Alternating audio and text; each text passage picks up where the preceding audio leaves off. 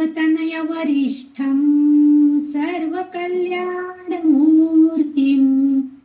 परशुकमलहस्ते शोभितं मोदकेन अरुणकुसुममालं व्यालबद्धोदरै च मम हृदयनिवासं श्रीगणेशं नमामि।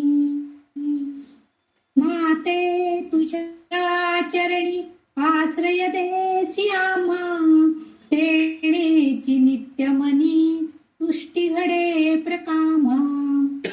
लागो तुझ्या भजनी हे मनसाच नित्य, याहून अन्य जगदंब नकांक्षी चित्त। सर्वस्व तूच अमुचे जगदंब माते, आम्ही तुझे प्रिय शिशूच दुजे नाते। वाटो कसाही गुणहीन सदा जनामी, तू माय एक करिसी मम चोदनामी। तू माय एक करिसी मम चोदनामी। श्री गणेशाय नमः। श्री सरस्वत्यै नमः। श्री मातृपितृभ्यां नमः। श्री कुलदेवताभ्यो नमः। श्री गुरुदेवताभ्यो नमः। श्री ललिता देव्यै नमः। अथ श्री ललिता सहस्रनाम स्तोत्रम। तर अशा तऱ्हेनं आपण आतापर्यंत ललिता सहस्रनाम स्तोत्रामधल्या 100 श्लोकांचा अभ्यास केलेला आहे. आता आपण 101 नंबरचं जे स्तोत्र आहे, जो श्लोक आहे, तो आज आपण आता अभ्यासणार आहोत. आपण 100 नंबरचा जो श्लोक आहे त्याचा थोडासा आढावा घेऊया. कारण अनाहत चक्रामध्ये म्हणजे हृदय चक्र जे आहे आणि 12 पाकळ्यांचं हे चक्र हे काल्पनिक कमळ आहे असंही म्हटलं जातं, परंतु ह्या इथे शब्दब्रह्म म्हणजे ध्वनीची निर्मिती इथं होते असं दिसतंय. आणि ह्या चक्रामध्ये राहणारी जी योगिनी आहे तिचं नाव राकिणी आहे, हेही आपण बघितलेलं होतं. त्याशिवाय श्यामाभा असंही नाव या राकिणीचं वर्णन केलेलं आहे. नंतर तिला 2 चेहरे आहेत. म्हणजे आता मातेच्या उदरामध्ये जो शिशु वाढतो आहे तो आता 2 महिन्याचा झालेला असताना त्याला, म्हणून इथं हा प्रत्येक देवता या योगिनी जी आहेत त्या योगिनींची मुख जी आहेत त्यांची मुखांची संख्या वाढत जाणार आहे. वदन द्वय असं ह्या श्लोकामध्ये 100व्या श्लोकामध्ये अनाहताब्ज निलया श्यामाभा वदन द्वया म्हटलं. म्हणजे 2 मुख आहेत. म्हणजे आता त्या गर्भाची 2 महिन्याची वाढ झालेली आहे असं त्याच्यामध्ये दिसतंय. आणि तिच्या म्हणजे चढत्या क्रमानुसार आता पुढच्या याला वदनत्रय म्हणतील, म्हणजे 3 मुख असलेली देवी आपल्याला बघायला मिळणार आहे. म्हणजे अशा तऱ्हेनं ही जी राकिणी देवी आहे ही या त्या 2 महिन्याच्या शिशूचं रक्षण करताना आपल्याला दिसतंय. त्याचबरोबर ह्याच श्लोकामध्ये ही अक्षमाला ती धरा, म्हणजे अक्षमाला म्हणजे अक्षमण्यांची माळ, म्हणजे ते आपल्याकडे जी अक्षर आहेत, मुळाक्षर जी आहेत त्यांची माळा तिने गळ्यामध्ये धारण केलेली आहे असंही आपण, म्हणजे 51 अक्षर जी आहे संस्कृत मध्ये असणारी सर्व त्याची माळा तिने आपल्या गळ्यामध्ये धारण केली आहे हेही आपण बघितलं होतं. आणि ह्या अक्षरांच्या सहाय्यानं जो शब्द निर्माण होतो त्यामुळे जो ध्वनी निर्माण होतो त्या ध्वनीची निर्मिती इथपासून आपल्याला सुरू झालेली दिसून येते. कारण आपण जेव्हा कोणताही जप वगैरे करत असतो, जपाची मोजणी करत असतो, त्यावेळेस आपल्याला संख्या पण मोजायची असती आणि जप पण म्हणायचा असतो. म्हणजे त्यामुळं माळेवरती जो जप म्हटला जातो ते पवित्र माला ही जी आहे ती अक्षरांची माला आहे असं जणू कल्पना त्यांनी तिथं केलेली आपल्याला दिसून येते. म्हणजे अक्षरांची माला तिने गळ्यामध्ये, वर्णाक्षर जी आहेत संस्कृत मधली त्यांची माळा तिने प्रदान केलेली आहे. आणि अर्थात ती देवीच आहे, योगिनी आहे. तर तिने ती चांदी आणि सोन्याच्या तारामध्ये ती अक्षरं गुंफलेली आहेत. म्हणजे बघा किती सुंदर वर्णन केलेलं आहे की तिने त्या तारांमध्ये गुंफलेल्या अनेक रत्न आणि धातू यांनी सुद्धा त्या माळेला सुशोभित केलेलं आहे. आणि अशी ही मण्यांची माळ तिचं पूजन करून, म्हणून आपण सुद्धा नेहमी जेव्हा म्हणजे माळेवरती जप करतो किंवा जप करायला बसतो तेव्हा आपण ती माळ आधी मस्तकाला लावतो, त्या परमेश्वरापुढे धरतो आणि त्या माळेमध्ये म्हणून म्हटलं जातं मम माळे तुझ्या सवे नित्य घडू दे जप माझा. म्हणजे त्या माळेचा जे उल्लेख आहे तो मुद्दाम इथं का केला तर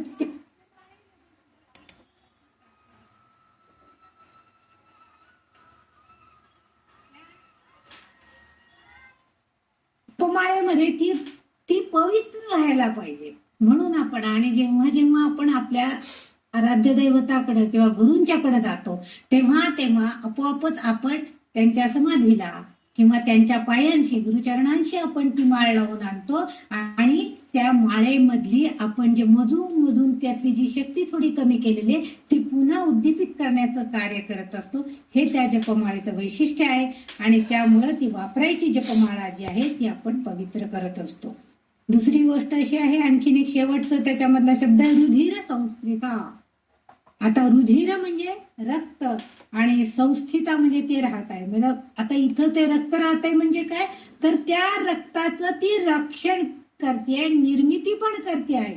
म्हणजे निर्मिती स्थानामुळे रक्ताचं निर्माण करण्याचं कार्य ही राखिणी देवता करताना आपल्या दिसते. वाघदेवींनी विशुद्धी चक्राच्या पुढे अनाहत चक्र तयार करण्याचं आणखीन एक हेच कारण आहे की विशुद्धी चक्र झालं की अनाहत चक्र का आलं इथं तर त्यामध्ये या रुधिर संस्थिता म्हणजे रक्त तिला आवडतंय असा अर्थ तिथं नाहीये, तर आपल्या शरीरातील रक्ताची शुद्धीकरण करण्याचं कार्य ह्या देवीकेकडनं म्हणजे देवीच्या शक्तीकडनं केलं जातं. आणि म्हणून मनुष्याच्या शरीरातील रक्तात तिचा निवास आहे. इथपर्यंत आपण मागच्या श्लोकामध्ये म्हणजे 100व्या श्लोकामध्ये बघितलं होतं. थोडक्यात आपण सांगितलेलं आहे. आता पुढचा 101व्या श्लोकाकडे आपण जाणार आहोत. तो श्लोक असा आहे, काल रात्र्यादी शक्त्यौघ वृत्ता स्निग्धौधन प्रिया महावीरेंद्र वरदा राकिन्यंबा स्वरूपिणी.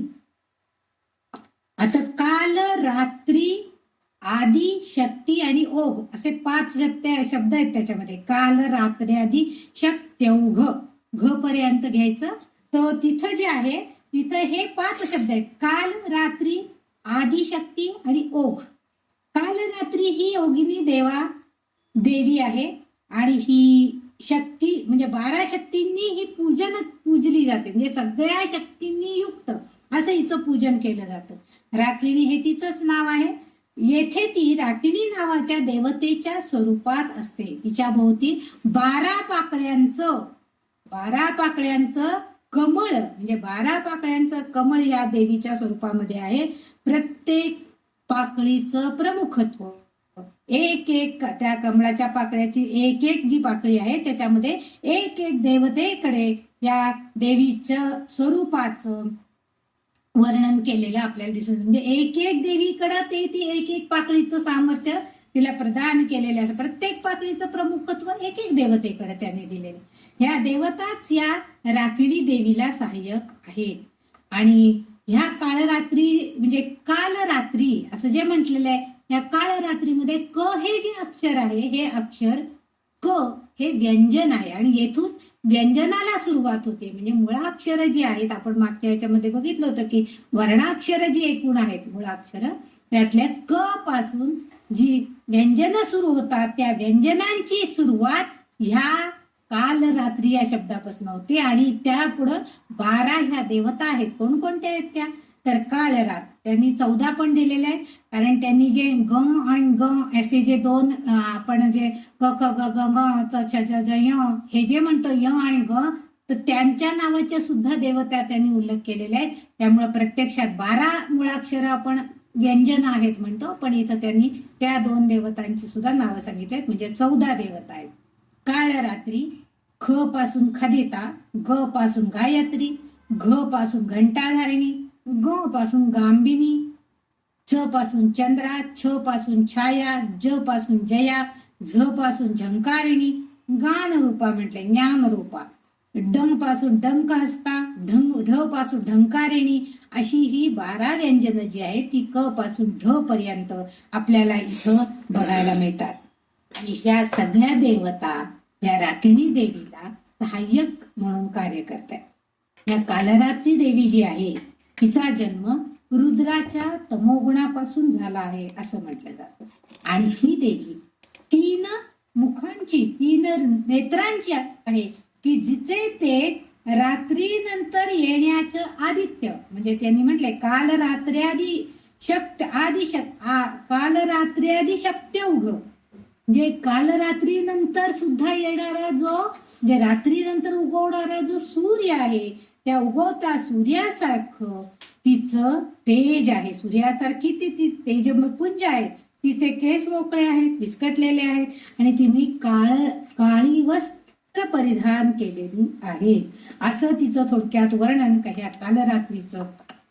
आणि ही कालरात्री आपण नेहमी म्हणजे कालभैरवाबरोबर कालरात्री ह्या देवतेची सुद्धा पूजा आपण करतो. कारण रात्रीच्या वेळेलाच जास्त दुष्ट प्रवृत्ती कार्यान्वित होणार असतात आणि त्यामुळं त्यांच्यापासून आपलं संरक्षण व्हावं म्हणून ह्या देवतेची जास्त करून पूजा केली जाते. ही देवता जी आहे हिला 4 हात आहेत. 4ही हातांमध्ये तिने वेगवेगळी आयुध घेतलेली आहेत.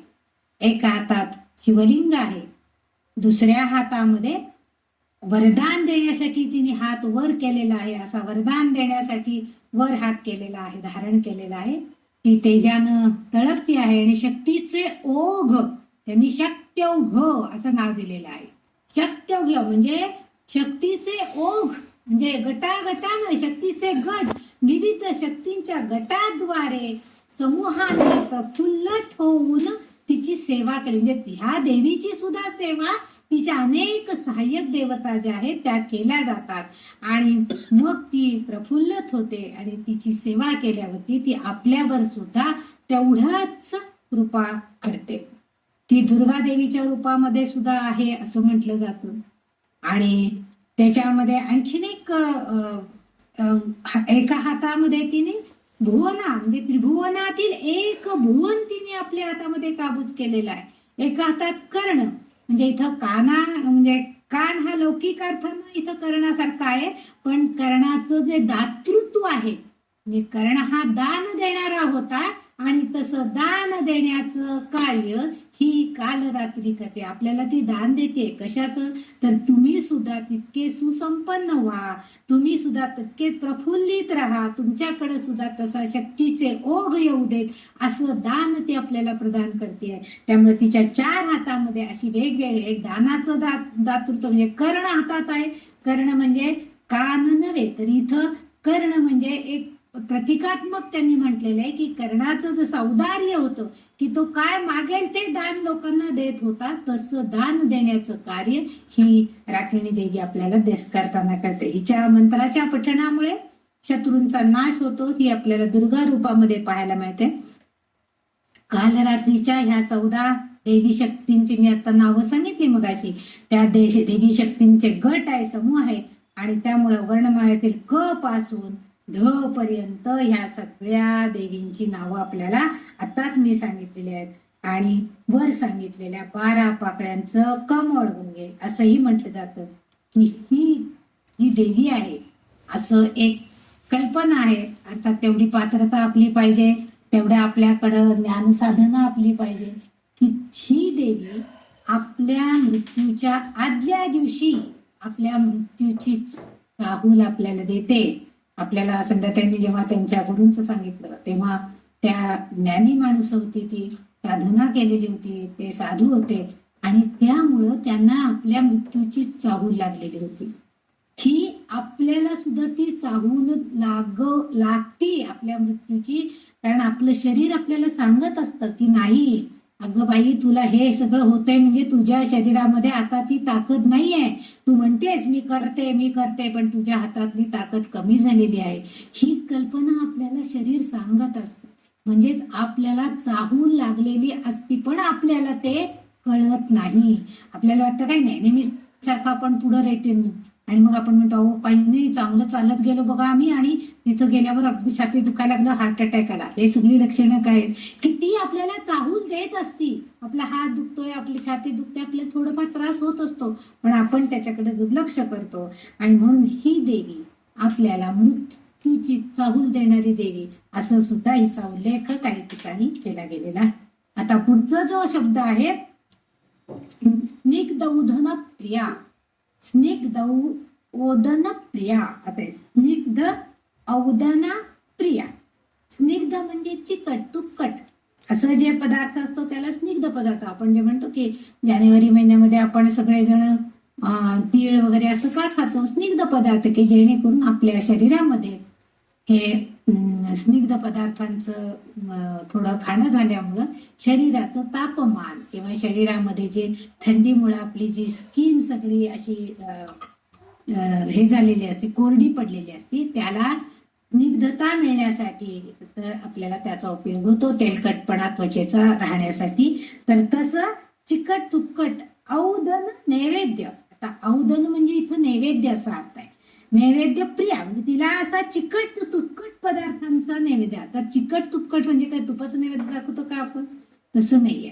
तर जे सात्विक अन्न आहे, जेणेकरून साधा वरण भात, त्यावर चांगलं देशी गाईचं कडवलेलं लोणकडं तूप, हे जर आपण तिला नैवेद्यामध्ये अर्पण केलं तर ते तिला अतिप्रिय आहे. स्निग्ध औदन प्रिया म्हणजे ह्या देवीला काय आवडतं तर अशा तऱ्हेचं छान असा स्निग्ध पदार्थांनी युक्त वरण भाताचा सात्विक नैवेद्य तिला प्रिय आहे. बघा आता इथं ते बाळ आता 2 महिन्याचं झालेलं आहे, गर्भामध्ये शिशूची वाढ होत चाललेली आहे आणि त्या शिशूची वाढ जर चांगली व्हावी असं वाटत असेल तर आपण त्या म्हणून जे डोहाळे पुरवायचे म्हणजे याचा अर्थ काय आहे की तिला चांगलं चुंगलं सगळ्या तऱ्हेचं जीवनसत्व असणारं पौष्टिक असे पदार्थ तिला खायला घालायचे की जेणेकरून तिच्या उदरामध्ये असणाऱ्या बाळाचं सुद्धा तेवढंच चांगली वाढ होणार आहे. आणि म्हणून हा नैवेद्य ह्या देवीला दाखवायचा आहे. म्हणजे देवी काय खाती का? आपण बघितले का कधी कुठला देव खाल्लेला? फक्त नामदेवांनाच एक फक्त विठ्ठलाने नैवेद्य खाताना म्हणजे नामदेवांनीच फक्त बघितलंय, आपण काय कोणी बघितलेलं नाही. पण त्या करायचं आणि आपणच खायचंय. पण असं सात्विक नैवेद्य या देवीला आवडते. म्हणून असं प्रिय असणारी, असं सात्विक अन्नाचं प्रिय असणारी अशी ही देवता आहे. त्याच्या पुढच्या खालच्या ओळीला आता ह्या पहिल्या चरणामध्ये आपण तिचे काल रात्री असणारी तिचं ओळख करून घेतली. ती स्निग्ध पदार्थ आवडीनं खाणारी आहे, ते नैवेद्य तिला आवडणारे हे आपण माहिती करून घेतली. आता खालच्या चरणामध्ये महावीरेंद्र वरदा राखिण्यंबा स्वरूपिणी. महावीरेंद्र वरदा. आता महावीरेंद्र, महा आणि वीरेंद्र म्हणजे ती देवी. वीर लोक म्हणजे कोण असतात? ते योद्धे असतात की युद्धामध्ये, मोठमोठ्या युद्धांमध्ये जे वीर आपलं युद्धाचं कौशल्य दाखवत असतात त्यांना इथं वीरेंद्र असं पण म्हणतो. की म्हणजे इंद्राची ताकद असणार, म्हणजे इंद्र हा जसा देवांचा राजा आहे तसं वीरांमध्ये हे वीरेंद्र आहेत. म्हणजे वीरांमध्ये, योद्ध्यांमध्ये राजा असणाऱ्याला वीरेंद्र असं म्हटलं जातं. आणि इथं तर महावीरेंद्र म्हटलं. आणि महावीरेंद्र कोण आहे तर महावीरेंद्र वरदा म्हणजे ती त्यांना अशा ही देवी जी आहे राखिणी, ही काय करते तर त्या योद्ध्यांना वरदान देते की तुम्ही तुमच्या युद्धामध्ये चांगल्या प्रकारे कार्य करा. महावीरेंद्र वरदा म्हणजे चांगले कार्य करा तुमच्या युद्धामध्ये. आता इथं युद्ध म्हणजे प्रत्यक्ष रणांगणावरचं युद्ध असं अभिप्रेत नाहीये. तर आपण समाजामध्ये वावरत असताना काय होतं, आपल्याला बऱ्याच वेळेला अनेक चांगल्या वाईट विचारांच्या संघर्षाला सुद्धा तोंड द्यावं लागतं. त्या युद्धाला सुद्धा आपल्याला तोंड द्यावं लागतं. बरेच वाईट दुष्ट प्रवृत्तीचे माणसं आपल्या अवतीभोवती असतात. कोणी आपल्याला टोमणे मारत असतात, कोणी आपली स्तुती करत असतात. म्हणजे अशा प्रकारच्या माणसांच्या संगतीमध्ये आपण असतो, अशा समाजामध्ये असतो. आणि म्हणून अशा वेळेस आपण आपल्या स्तुती करणाऱ्यांच्या वरनं आपण जास्त खुलून जायचं नाही किंवा जास्त आपण भरून जायचं नाही, आणि जे आपल्याला टोमणे मारत आहेत त्यांच्याबद्दल नाराजही व्हायचं नाही. आणि असं वरदान ते म्हणजे वाक, आणि आपल्या बोलण्यातून कुणी कितीही आपल्याला वाईट म्हटलं तरी आपण त्याला वाईट म्हणायचं. आपल्या मुखानं आपण दुसऱ्याला कोणताही वाईट शब्द उच्चारायचा नाही. हे वाक्चातुर्याचं वरदान ही देवी आपल्याला देते. म्हणजे इथं ती वक्ते जे लोक आहेत, इथं वक्ता म्हणजे प्रत्येक जण, आपण सगळेच बोलणारे आहोत, म्हणजे सगळेच वक्ते आहोत. आपण काही ना काही बोलतच असतो. कोणी आपल्या घरामधल्या आपल्या लोकांना सांगत असतो, कोणी शेजारणीला सांगत असतं, आपण साधा आपल्या कामवालीशी बोलतो, म्हणजे संभाषण करतोच ना. हे संभाषण करत असताना आपण चांगल्या प्रकारे तुम्ही बघा, एखादी कामवाली आपल्याकडे आली, ती अगदी दुसरीकडनं येऊन इतकी थकून आलेली असती किंवा तिला तिथल्या कामाच्या मालकिणीशी तिचं भांडण झालेलं असतं. आपल्याकडे आल्यावर आपण जर तिला 2 शब्द गोड बोललं तर तिला खूप बरं वाटतं. तिचा सगळा राग एकदम शांत होतो की नाही, ठीक आहे, तिथं ती बाई माझ्याशी इतकं कडाकडा भांडली, अजून आम्ही काम नीट केलं नाही वगैरे असं तसं, पण इथं ह्या ताई माझ्याशी अगदी छान बोलतायत, तिचा निम्मा राग कमी होतो. म्हणजे आपल्या संभाषण चातुर्याचं वरदान, हे संभाषण कला जी आहे, हे वरदान आपल्याला ही राखिणी देवी देते. आणि येथे ती वाक्चातुर्याचं वरदान देणारी योगिनी ही राखिणी या नावाने आपण तिला ओळखतो. आता इथं महान वीर योद्धा, पण प्रत्यक्ष युद्ध करणारा योद्धा नसतो. हे मी आता सांगितलं. असं अभिप्रेत नाही की युद्धावरती जाऊन लगेच रणांगणावरती ढाली आणि हे करून तलवारी घेऊन लढायचे, असं अभिप्रेतच नाही आपल्याला. तर इथं आणखीन एक गोष्ट आपल्याला ती सांगते की वीरेंद्र, वीर आणि इंद्र, इंद्रिय, इथं इंद्रिय अभिप्रेत आहेत. म्हणजे आपल्या शरीरामध्ये जे आपण इतके इंद्रिय आपल्यामध्ये आहेत, कर्मेंद्रिय, ज्ञानेंद्रिय, ही जी सगळी इंद्रिय आहे, या सगळ्या इंद्रियांवर ताबा मिळवण्याचं काम, विजय मिळवण्याचं काम करण्याची, विजय मिळवण्याची शक्ती देण्याचं, प्रदान करण्याचं काम ही देवी आपल्यावरती करे. म्हणून महावीरेंद्र वरदा म्हटले. ते नुसतं महावीरेंद्र नावाशी आपण राहायचं नाहीये, तर वरदा ही जी आहे, वरदान देणारी देवी आहे, ती आपल्याला देते आहे की इंद्रिय जी आहेत त्या इंद्रियांवर सगळं आपल्याला ताबा मिळवायचा आहे. आपल्या निद्रा अवस्थेमध्ये देखील आपण बघा स्वप्न बघत असतो, आणि त्या निद्रा अवस्थेमध्ये आपण जर खुशीत असलो तर आपल्याला खूप चांगली स्वप्न पडत असतात. तेच एखादं आपल्या मनामध्ये काहीतरी विरुद्ध काही घडलेलं असेल तर आपल्याला झोपताना सुद्धा आपल्या मनामध्ये एक प्रकारचं म्हणजे दुःख किंवा एक प्रकारचं नैराश्य असते, आणि आपण तसंच झोपू जातो. आणि मग स्वप्नामध्ये किंवा आपल्या मनामध्ये तेच विचार सतत सतत चालू असतात. आणि ह्या निद्रा अवस्थेमध्ये जर आपल्याला चैतन्याचा आनंद लुटायचा असेल तर आपल्या त्या अवतीभोवती किंवा आपण जगत असताना आपल्याला जे नैराश्य, दुःख किंवा सुख, जे सगळं काही आहे ते सगळं बाजूला ठेवायचं, आपल्या सगळ्या इंद्रियांवर ताबा मिळवायचा आणि अतिशय शांत मनानं परमेश्वराचं नामस्मरण करत झोपी जायचं. मग आपोआपच काय होतं, त्या चैतन्य शक्तीमुळं आपल्याला आनंद लुटता येतो. म्हणजे झोपल्यावर तरी आपल्या मनामध्ये कुठलेही भावभावना नसाव्यात.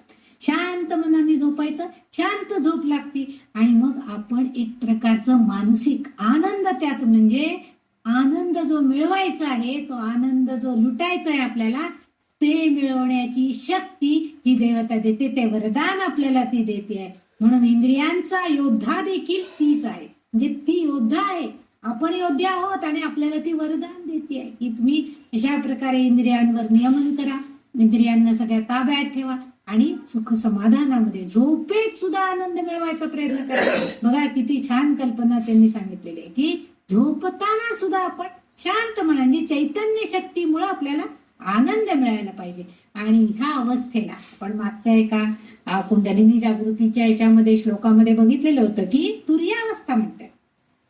तुर्यावस्थेमध्ये जे आहे, जे स्वप्न, सुषुप्ती वगैरे ह्या ज्या त्याच्या पायऱ्या आहेत, त्याच्यातनं शेवटची पायरी जे तुर्यावस्था, म्हणजे तिथं जेव्हा आपण पोहोचतो तेव्हा आपोआपच आपल्याला आनंद प्राप्त होतो, आणि तो आनंद म्हणजे परमेश्वराचा साक्षात्कार असतो.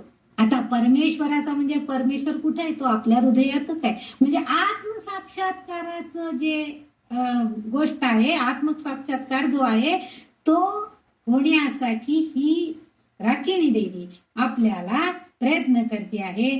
आणि इथं ही ललितांबिका त्या राखिणी देवी मार्फत आपल्याला हे वरदान देण्याचा प्रयत्न करते की तुम्ही सुद्धा माझे भक्तगण हे तुम्ही सगळे सिद्ध होऊ शकता, सिद्ध लोक होऊ शकता, म्हणजे सिद्धी प्राप्त करू शकता.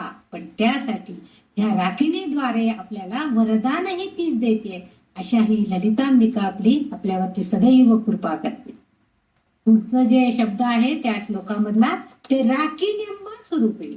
आता राखिण्यंबा म्हणजे काय? तर येथे ती जो योगिनी शक्ती आहे तिचं राखिणी या देवीच्या स्वरूपामध्ये ती आहे, असा सरळ सरळ साधा अर्थ आहे. म्हणून तिचा उल्लेख इथं राखिणी अंबा, अंबा म्हणजे देवी, राखिणी देवतेच्या स्वरूपामध्ये ही देवता आहे. आणि आतापर्यंत आपण 485व्या नामापासून 494, आत्ताचं जे नाव आपण बघितलंय ते 494 नंबरचं नाम आहे सहस्रनामामधलं.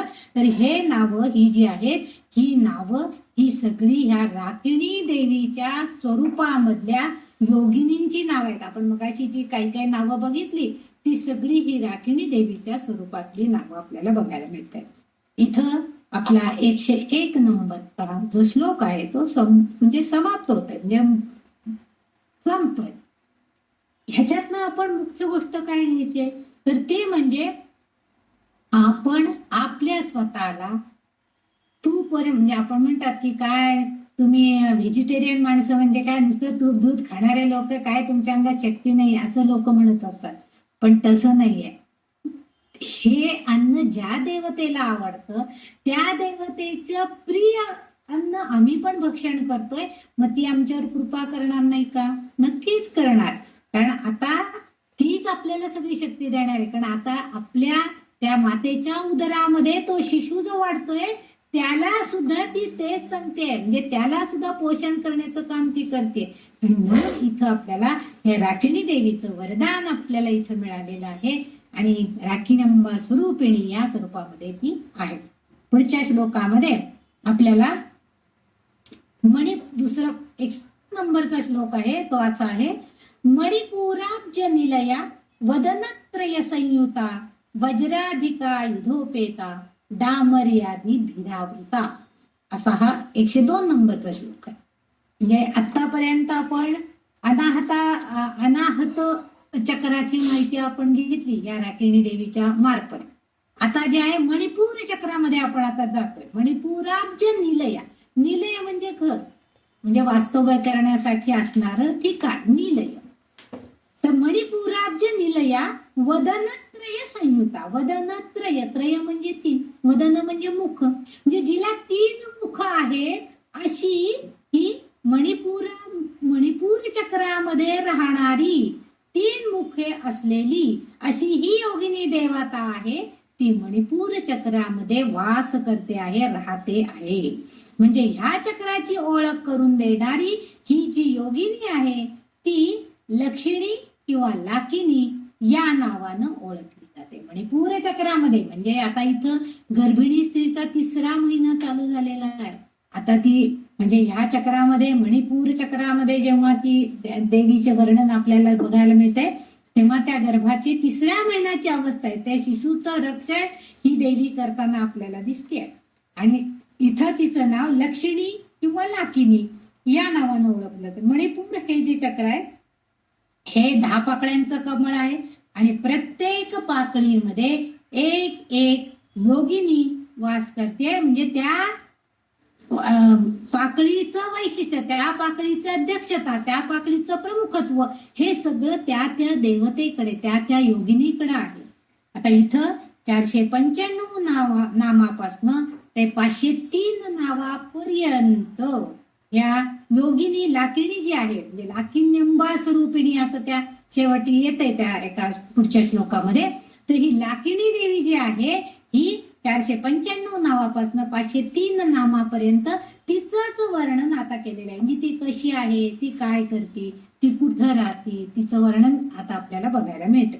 हे मणिपूर चक्र जे आहे, ह्या लाकिणी ही जी देवी आहे, ह्या देवतेंची 9 नावं आलेली आहेत. आता ती नावं कोणकोणती आहेत तर ते आपण थोडस पुढे बघूया. ह्या लाकिनांबा ही जी देवी आहे, ही मणिपूर चक्र जे आहे ते मुख्य म्हणजे अग्नीच्या घटकांचं प्रतिनिधित्व करते. हे जे मणिपूर चक्र आहे त्यामध्ये अग्नी म्हणजे अग्निभूत बीज जे आहे, रम नावाचं रम, हे जे अग्निबीज आहे. कारण जे आपण जर ते काय त्याच देवीचं श्रीचक्र जे म्हणतो त्याच्यामध्ये उलटा त्रिकोण एक असतो. त्याचे 3 त्रिकोणाचे 3 जे टोक आहेत, ते त्रिकोणाचे टोक त्याच्या मध्यभागी जो बिंदू आहे त्याला रम असं नाव आहे. आणि तो रम हा जो आहे, हे जे बीज आहे विलक्षण शक्तिशाली आहे. आपण बघतो कुठल्याही गोष्टीच्या मध्यभागी सगळं एक वटून आलेलं असतं. आपण जेव्हा चाक फिरत असतं गाडीचं त्यावेळेस त्या मधल्या भागामध्ये अरीमध्ये ते घुसलेलं असतं आणि मग ती अरी जेव्हा फिरते तेव्हा ते चाक फिरतं. तसं बरोबर मध्यभागी हे हे अक्षर अग्निबीज बिंदू तिथं आलेला आहे आणि त्याच्यामध्ये विलक्षण शक्ती आहे. आणि भक्तगणांना ही जी लाकिनी देवी आहे, ही अलौकिक शक्ती प्राप्त करण्यासाठी ती आपल्याला मदत करते. या बीजामध्ये निर्मिती आणि विनाश, बघा निर्मिती आणि विनाश या दोन्ही शक्ती प्रदान करण्याची क्षमता ह्या अग्निबीज बिंदू मध्ये आहे. आता असं का म्हटले बरं तुम्ही, लहानपणी जर म्हणजे आपल्या आताही या मुलांना अगदी लहान लहान जी मुलं असतात आणि त्यांना जर ते भिंग मिळालं तर ते काय करतात, त्या सूर्यप्रकाश त्या कागदावरती एखाद्या अगदी धरतात आणि मग तो सूर्यप्रकाशामुळे तर कागदाच्या ठराविक ठिकाणी बराच वेळ धरलं तर तिथं अग्नी निर्माण होतो. बरं, आपण पण लहानपणी हे प्रयोग सगळे केलेले आहेत. म्हणजे काय होतो तर सगळं एक वटून जी ताकद आहे ती सूर्याच्या शक्तीची, ती एक वटून त्या भिंगामधून त्या बिंदू पर्यंत येते. म्हणजे एक वटलेली शक्ती आहे, पण ती काय करते तर तिथे ती अग्नी निर्माण करण्याचे कार्य करते. अग्नी निर्माण झाला तर तो जर अग्नी इतर कुठल्याही दुसऱ्या गोष्टीला लागला तर तो विनाशकारी आहे. म्हणजे विनाश करण्याचं काम पण तोच अग्नी करणार आणि शक्ती प्रदान करण्याचं काम सुद्धा तोच करणार. आपल्या जठरामध्ये जो अग्नी आहे तो अग्नी, आपण भूक लागली म्हणजे काय होतं तर आपल्या जठरामध्ये जी अग्नी देवता आहे, जो अग्नी आहे तो प्रज्वलित होतो आणि मग आपण म्हणतो अरे मला आता खूप भूक लागली, आता काहीतरी खायला द्या. म्हणजे आपण आपल्या खातो म्हणजे काय करतो, जणू काही त्या यज्ञाला आहुती देतो आपण. एक एक एक एक यज्ञामध्ये जसं आहुती टाकतात तसं आपल्या जठरामध्ये आपण काहीतरी खाऊन पोट भरतो. हा आता पोट भरलं, बरं वाटलं. हे जे आहे हे अग्नी प्रज्वलित झालेला असतो आणि त्या अग्नीला शांत करण्यासाठी म्हणून आपण अन्न खातो आणि मग ते अन्न पचवण्याचं कार्य ते अग्नी म्हणजे ते जे उष्णता आहे त्या उष्णतेच्या योगानं आपण जठरामध्ये असलेला अग्निप्रवाह तो सगळं अन्न पचवण्याचं कार्य करत असतो. आणि म्हणून आपल्या अंतर्गत असणारा हा अग्नी आहे. प्रत्यक्ष अगदी ज्वाळा आल्या म्हणजेच अग्नी आलाय असं नाही अर्थ. तर आपल्या जठरामध्ये जो अग्नी आहे, जी उष्णता आहे त्याच्या योगानं आपल्या अन्नाचं पचन होतं आणि आपल्या शरीरातील अन्न पचन क्रियेला मदत करण्याचं कार्य हा अग्नी करत असतो. म्हणजे ही अन्न पचन क्रियेसाठी ही देवी, ही लाकिनी देवी सक्षम बनवते आपल्याला. आणि मणिपूर चक्रामध्ये कुंडलिनी ही जी आहे ही पूर्णपणे जास्तीत जास्त जागृत झालेली आपल्याला दिसते. आपण जेव्हा कुंडलिनीचा अभ्यास करतो किंवा काही लोक करत असतात तेव्हा ह्या चक्रानंतर म्हणजे इथं ह्या चक्रामध्ये मणिपूर चक्रामध्ये कुंडलिनी जास्तीत जास्त जागृत झालेली आपल्याला दिसून येते. आणि मग त्या चक्राच्या खाली मात्र ती पुन्हा उतरत नाही. म्हणजे एकदा आपल्यामध्ये ती शक्ती आली की ती शक्तीचा पुन्हा ऱ्हास होत नाही किंवा ती शक्ती कमी होत नाही. कुंडलिनी शक्ती जागृत झाल्यावरती हळूहळू ती वर चढत जाते, ती पुन्हा खाली येत नाही असा अर्थ इथं अभिप्रेत आहे. आणि त्यामुळं या मणिपूर चक्राचं कार्य जे आहे ही 3 चेहऱ्यांची अशी ही ललिता सहस्रनामामध्ये या मणिपूर चक्राची चर्चा, तिसरे चक्र असं सुद्धा उल्लेख केलेला आहे. म्हणजे तीन मुखांची आहे. वदनत्रय संयुता, एकत्रितपणे 3 मुख असलेली अशी ही देवी आहे. आणि ही तिसरं चक्र म्हणून हिचं सुद्धा उल्लेखित केलेलं आहे. आता इथं हा आपल्या उदरामध्ये असणाऱ्या, त्या मातेच्या हृदयामध्ये असणारा, स्त्री गर्भामध्ये असणारा हा शिशु आता 3 महिन्याचा झालेला आहे. पुढे ते सांगतायत, वज्राधिका युधोपेता डामर्यादी भिरावृता. आता ही कशी आहे? आतापर्यंत त्यांनी सांगितलं की ती काय करते, तर अग्नीला प्रज्वलित करण्याचं काम करते, आपलं अन्न पचन करण्यासाठी आपल्याला सक्षम बनवते, म्हणजे शक्ती प्रदान करते. आता ती कशी आहे, तिच्या हातामध्ये कशी आयुध आहे, तिचं वर्णन आता आपल्याला बघायचं. ही लाकिनी देवी जी आहे, या देवतेकडे वज्रासारखं कठीण आणि आणखीन इतरही काही आयुधांनी ती सज्ज आहे. तिच्या 4ही हात आहेत आणि 4ही हातांमध्ये वज्रासारखे कठीण आयुध आहेत. वज्राधिका युधोपेता, अनेक आयुध तिच्या हातामध्ये आहेत, आयुधांनी सज्ज तिला आहे. आणि एक शक्ती शस्त्र, म्हणजे तिच्या हातामध्ये जे शस्त्र आहेत त्याच्यामध्ये शक्ती आहे. म्हणजे आपण महाभारत रामायणाच्या मध्ये ब्रह्मास्त्र वगैरे ही जी अस्त्र बघितली होती ती वेगळी होती, पण त्यांचा उपयोग केला की त्या अस्त्रांच्या योगानं मोठमोठ्या शक्ती कार्यान्वित होत त्या. आणि तशा प्रकारची अस्त्र शस्त्र हिच्या हातामध्ये आहेत. आणि तिच्या इतर 2 हात आहेत, या 2 हातांमध्ये तिने इतकी शस्त्र, वज्रासारखं कठीण अस्त्र आणि शस्त्र धारण केलेलं आहे. आणि राहिलेले 2 हात चतुर्भुजा आहे ती. आणि इतर 2 हातामध्ये तिने काय केलेलं आहे, तर वरदान देण्यासाठी इथं पण ती आपल्याला वरदान देते, म्हणजे आपल्यावरती आशिष, आपल्यावरती कृपा करण्यासाठी तिचा एक हात सदैव आपल्यावरती कृपा करण्यासाठी, आशिष देण्यासाठी वरच आहे. आणि वरदान देणारी, म्हणजे आपण बघतो की बऱ्याचशा सगळ्या देवदेवता ज्या असतात त्यांचा एक हात असा असतो. गणपतीचा वगैरे बघितला असाल तुम्ही देवदेवते, जे सगळेजण काय करतात, तर आपल्याला म्हणजे त्या हाताच्या योगानं, आपण जसं आपल्याला कोणी नमस्कार केला तर आपण असं हात ठेवून त्यांच्या डोक्यावरती सांगतो, शतायु शुभ व इच्छित मनोरथ परिपूर्ण वस्तू, असा आशीर्वाद देतो. तसं ही देवता अखंड हात वर ठेवून सांगते की माझ्या भक्तांनो, तुम्ही काळजी करू नका, मी सदैव तुमचं रक्षण करण्यासाठी तुम्हाला वरदान देते आहे. हा वरदहस्त माझा तुमच्या डोक्यावरती सदैव आहे, हेच जणू ते सांगत असते. आणि तसा हिने एक वरदान देणारा मुद्रा हात आपला धारण केलेला आहे. नंतर मणिपूर चक्र हे जे आहे 10 पाकळ्यांचं कमळ आहे, नाभीमध्ये जवळच असं आहे हे. आणि तिथे ही योगिनी राहते आहे. आणि 10 पाकळ्यात अनुक्रमे 10 पाकळ्या, मगाशी मी उल्लेख केला होता की त्या 10 पाकळ्यांमध्ये एक योगिनी आहेत. आता त्या कोणकोणत्या आहेत 10 पाकळ्यांमध्ये, तर एक डामरी, दुसरी आहे ढंकारिणी, नामिरी, तामसी, स्थाणवी, दाक्षायणी, धात्री, नंदा, पार्वती आणि फटकारणी, अशा तऱ्हेच्या या 10 शक्ती यांनी ही लाकिणी देवता जी आहे, ही लक्ष्मी देवता जी आहे, तिचं नाव वेगवेगळ्या प्रकारे त्यांनी उल्लेखलेलं आहे. तर ही देवता या सगळ्या शक्तींनी वेढलेली आहे, म्हणजे सगळ्या शक्तींनी युक्त अशी ही लाकिणी देवता आहे. म्हणजे त्यांच्या शक्ती हिच्यामुळेच आहेत, ही आहे म्हणून त्यांच्याकडे त्या शक्ती आहेत. त्या सगळ्या पाकळ्यांनी युक्त एक कमळ आहे आणि त्या कमळामध्ये ती आहे, 10 पाकळ्यांच्या कमळामध्ये, म्हणजे तिच्याकडे त्या सगळ्या शक्ती असणारच आहेत. आणि म्हणून वरदान देणाऱ्या मुद्रेबरोबरच तिने अभय मुद्रा सुद्धा तिने एक, म्हणजे अभय मुद्रा आहे म्हणजे काय करते ती, तर एक असे जर 2 हात असले तर एक हात वर देण्यासाठी आणि एक हात अभय देण्यासाठी आहे.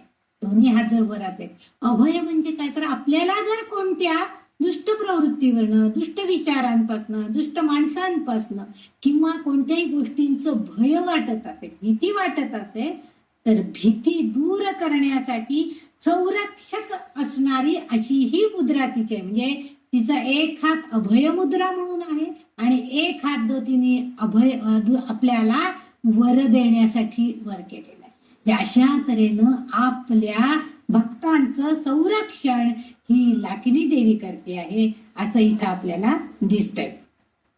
जसं जसं एक एक मुख देवीचं वाढत जाईल तसं तसं शिशूचं म्हणजे गर्भामधल्या शिशूची सुद्धा वाढ होते. आता 3 महिन्याचा झालाय तो शिशू, म्हणजे ते जे गर्भामधल्या गर्भ आहे तो आता 3 महिन्याचा झालेला. पुढे त्यांनी म्हटलंय वज्राधिकारी जो पेटा डांबर्यादी विरागता. आता पुढच्या श्लोकामध्ये 103 श्लोकामध्ये आपल्याला काय बघायला मिळते की तिचं आणखीन पुढं म्हणजे कारण त्यांनी सांगितलंय की 494 नावापासून 503 नावापर्यंत तिची सगळी वर्णन आहे.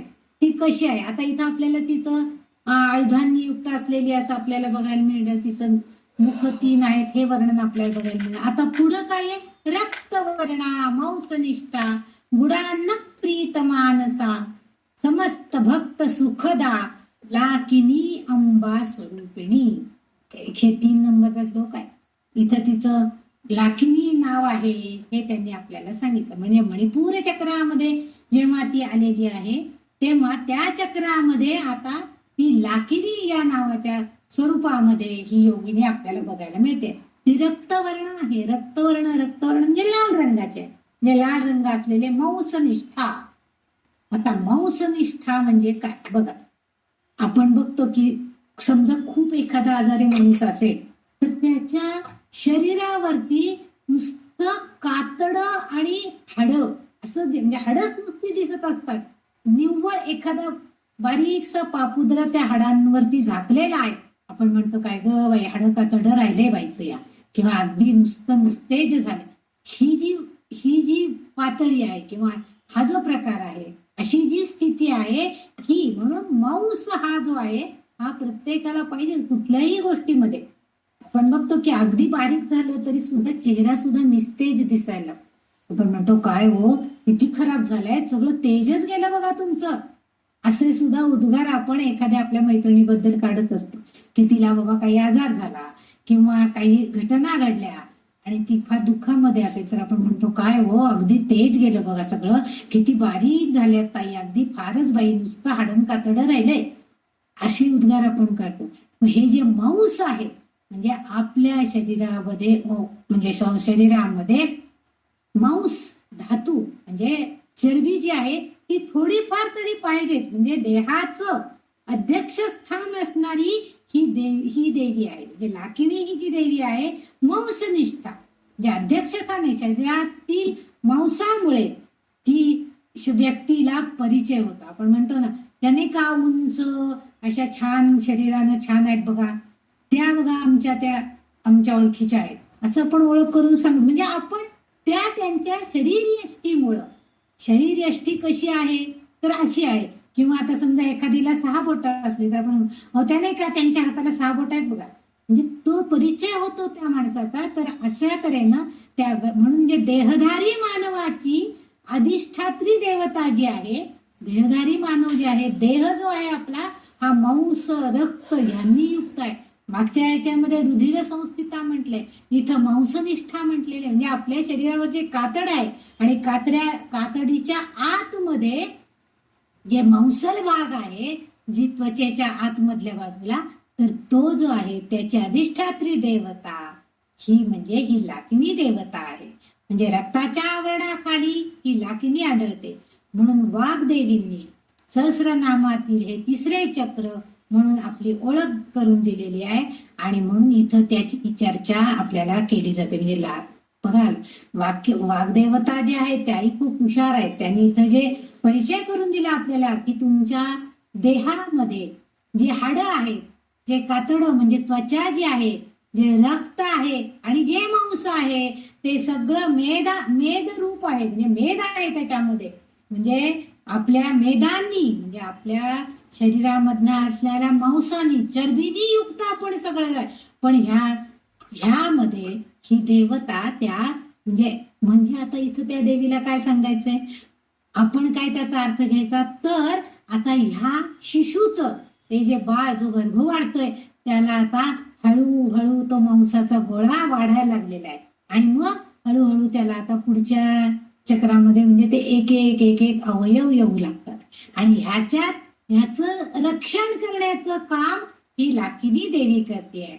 आता इथं ती कसं त्याचं रक्षण करायचंय तुम्हाला म्हणजे कशा प्रकारे रक्षण करायचंय, तिला काय आवडतं, तिला जे आवडतं ते जर आपण तिला दिलं तरच ती आपल्या शिशूचं रक्षण करणार आहे ना, आपल्या बाळाचं रक्षण करणार आहे. म्हणून पुढच्या त्याच्यामध्ये वर्णन असं आहे की गुडान्न प्रीत मानसा. गुडान्न, गुड म्हणजे गुळ आणि अन्न म्हणजे भात किंवा पोहे, असं दोन्ही अर्थ आहेत. प्रीत मानस, प्रीत म्हणजे अतिशय आवडणारी गोष्ट, जिला मनापासून, जे गुळ आणि भात म्हणजे गुळ घालून शिजवलेला भात. कारण साखर जर जेव्हा आपण ऊसापासून तयार करतो त्यामध्ये त्या प्रक्रियेतील पहिला टप्पा हा गुळ आहे, की त्याच्यामध्ये कोणतेही आपण रासायनिक पदार्थ घालत नाही, शुद्ध स्वरूपामध्ये गुळ असतो. आणि म्हणून हा गुळ त्या लाकणी देवतेला अतिशय प्रिय आहे. आणि गुळ घालून शिजवलेला, वरती तुपाची धार घातलेली, मागच्याच प्रकरणामध्ये म्हणजे मागच्याच श्लोकामध्ये ते स्निग्ध उदाहरण प्रिया, म्हणजे स्निग्ध असं जे तूप आहे देशी गायचं, ते तूप जर त्या भाताला, गुळ आणि भात एकत्र शिजवलेले असेल त्याच्यावर घालून जर तिला नैवेद्य दाखवला तर तो तिला अतिशय प्रिय आहे. आता तिला प्रिय आहे, मग तिला तो नैवेद्य दाखवला तर आपोआपच आपल्या शरीरामध्ये, आपल्या गर्भामध्ये असणाऱ्या शिशूला सुद्धा त्याचा परिणाम होतो, ती त्याचं रक्षण करते. असा इथं म्हणजे ते पदार्थ तिला आवडतात, मग अर्थातच ते पदार्थ आवडीचे आपण तिला दिल्यावरती ती आपल्या भक्तावरती कृपा करणार, म्हणून तिला ती त्या बाळाचं सुद्धा चांगल्या प्रकारे संरक्षण करते. आता हे शिशु 3ऱ्या महिन्याचं झालेलं आहे.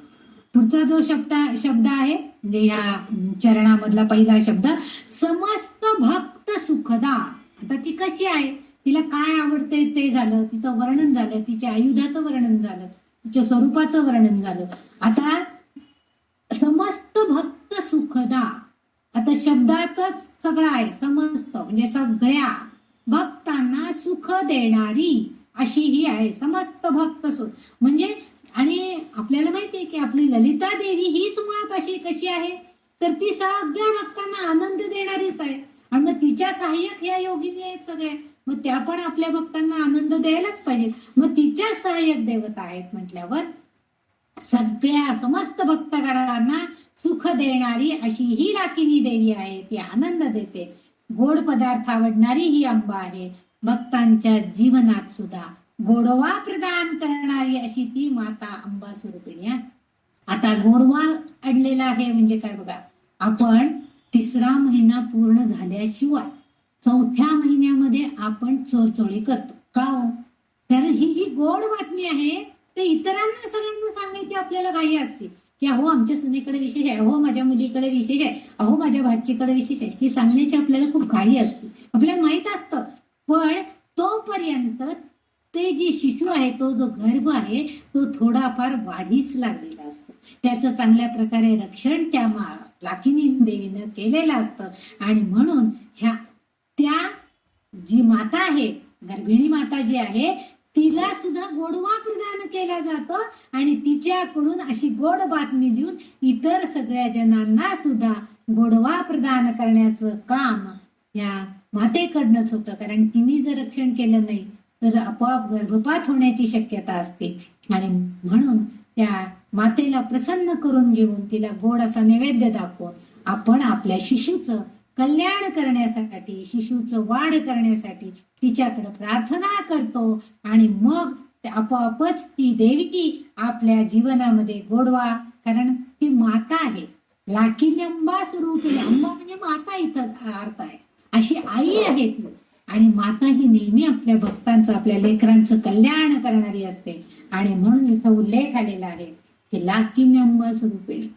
आता इथं आणखीन एक अर्थ असा अभिप्रेत आहे की ही आई जी आहे ही नेहमी, जे बघा तुम्ही, जर समजा एखाद्या आईवरती एखादं संकट निर्माण झालं तर ती आपल्या स्वतःला जास्त वाचवण्यापेक्षा माझ्या बाळाला तर काही होणार नाही ना, हा प्रश्न ती अगोदर विचारते. समजा एखादं काहीतरी विघ्न आलेलं आहे तर त्यावेळेस ती म्हणते की माझ्या पोटात जे बाळ वाढते त्याला तर काही इजा होणार नाही ना, मला आता मी पडले किंवा मला काही लागले तर.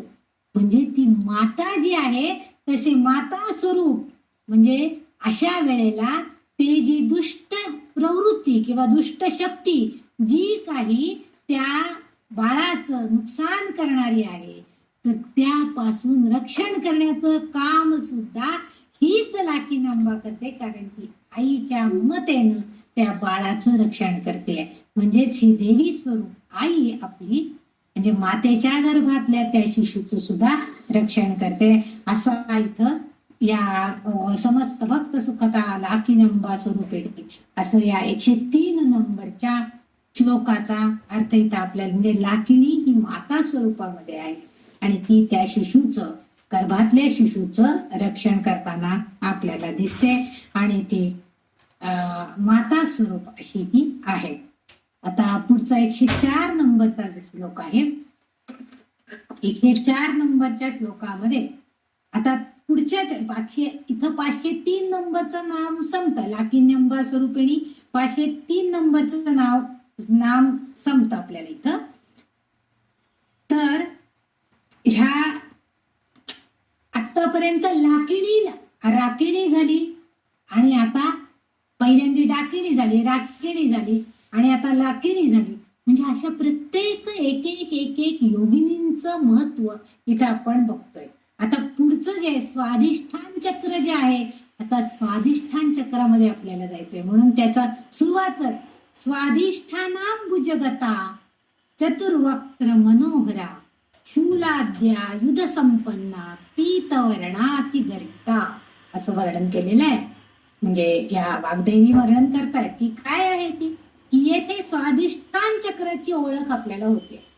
येथे राहणारी जी योगिनी आहे ती आता पुढच्या श्लोकामध्ये तिचं नाव आपल्याला कळणार आहे, परंतु मी आधीच तुम्हाला सांगते कारण तिचा उल्लेख करणं माझ्या दृष्टीनं सोपं जाते. म्हणून तिचं काकिनी या स्वरूपामध्ये, आत्ताच्या याच्यामध्ये ती लाकिणी होती, आता ती काकिणी स्वरूपामध्ये, काकिनी योगिनी नाव आहे तिचं, त्या योगिनीचं नाव काकिनी या नावानं ती ओळखली जाते.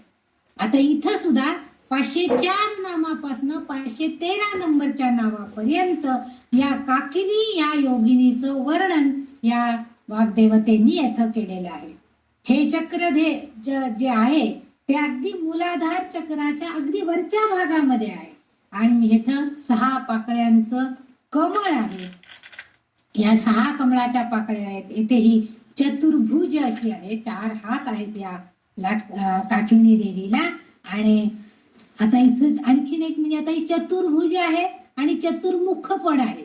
तिला 4 देवता आहेत. चतुर्वक्त्र मनोहरा, तर तिचे जे मुख आहेत ते 4 आहेत आणि नुसती 4 मुख आहेत असं नाही, मनोहरा मुख सुंदर. म्हणजे तिची जी 4ही मुख आहेत ती कशी आहेत, अतिशय सुंदर आहेत. तुम्ही बघा, आपण सुद्धा जेव्हा स्त्रीला म्हणजे स्त्री गर्भिणी होते त्यावेळेस 4थ्या महिन्यानंतर 3ऱ्या महिन्यापर्यंत तिला कधी कधी त्या गर्भाचा भार सोसवत नसतो किंवा शरीर त्याला साथ देत नसतं, म्हणून उलट्या होत असतात, झोपावं वाटत असतं. पण 4थ्या महिन्यानंतर त्या गर्भिणीला एक प्रकारचं तेज यायला सुरू आणि म्हणून इथं ह्या 4थ्या महिन्याचं बालक, आता 4था महिना लागलेला आहे त्या शिशूच्या वाढीला आणि इथं चतुर्वक्त्र मनोहरा म्हटलं. मनोहर म्हणजे सुंदर, आपल्याला बघायला सुंदर वाटत. हिचा चेहरा कसा आहे तो खूप सुंदर आहे. प्रत्येक पाकळीवरती ही अतिशय सुंदर. काकिणी देवीला 4 मुख आहेत आणि तर मनोहर आहे म्हणजे मनाला भुरळ घालणारी असे सुंदर चेहरा आहे. वाग्देवींनी मनोहरा हा शब्द अगदी कटाक्षानं पाळलाय किंवा इथं घातलाय की तिचं रूप जे आहे ते मनाला भुरळ घालणार आहे, मनोहारी असं तिचं रूप आहे.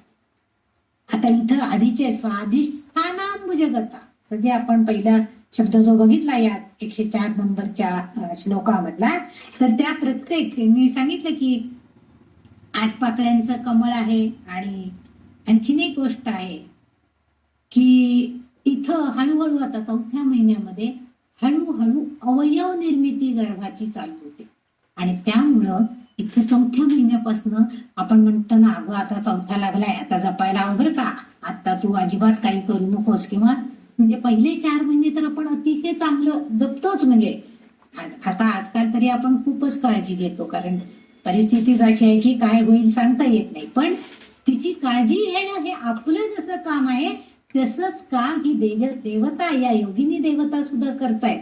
आणि इथं त्यांनी असं सांगितलंय की 8 पाकळ्यांच्या कमळाप्रमाणे आहे आणि प्रत्येक पाकळीवर एक एक व्यंजन सुद्धा आहे. आता पुढची जी व्यंजन आहेत, आपण क ते ढ पर्यंत 14 व्यंजन बघितली. त्याच्या पुढची जी व्यंजन आहेत ती सगळी या पुढच्या 8 पाकळ्यांवर असलेली आपल्याला म्हणजे, आणि हा 8 पाकळ्यांच्या आतमध्ये सुद्धा अगदी अर्धचंद्राकृती असा एक भाग आहे. आणि तिथं त्या अर्धचंद्राकृती भागामध्ये वरुण म्हणजे पाण्याची देवता आहे. वरुण देवता म्हणजे पाण्याची देवता आहे आणि त्याचं बीज आहे. आणि त्याचं बीज जे आपण जसं मागच्या खेपेला अग्नीचं बीज बघितलं, रम रवरती अनुस्वार असलेलं बघितलं, तसं हे पाण्याचं बीज जे आहे, पाण्याचं म्हणजे वरुण देवतेचं जे बीज आहे ते म्हणजे वम हे बीजाक्षर आहे.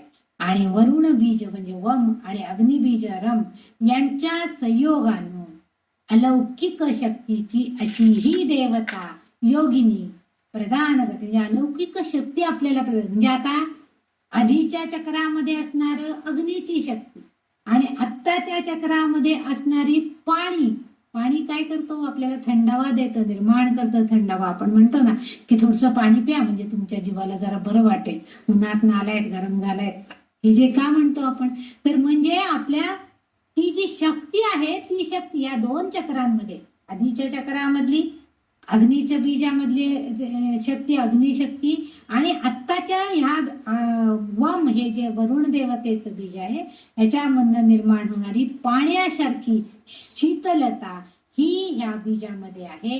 आणि ह्या दोघांचा संयोग जेव्हा होईल, पाणी आणि अग्नी यांचा जेव्हा संयोग होतो आहे, त्यामुळं एक प्रकारची अलौकिक शक्ती निर्माण होते आणि ही शक्ती, ही देवता, ही योगिनी आपल्याला प्रदान करते. बघा, आपण जेव्हा पाऊस पडत असतो त्यावेळेस सतत संततधार 8-10 दिवस सूर्य नाही, आकाशामध्ये सूर्य नाही म्हणजे उष्णता नाही, सतत नुसता पाऊस पाऊस पाऊस, पाणी पाणी पाणी. तर अशा वेळेस आपण काय म्हणतो, कसलं घाणेरडं वातावरण आहे, दुखणं यायचं लक्षण आहे. हे शब्द आपल्या तोंडून येतात. काय येतात?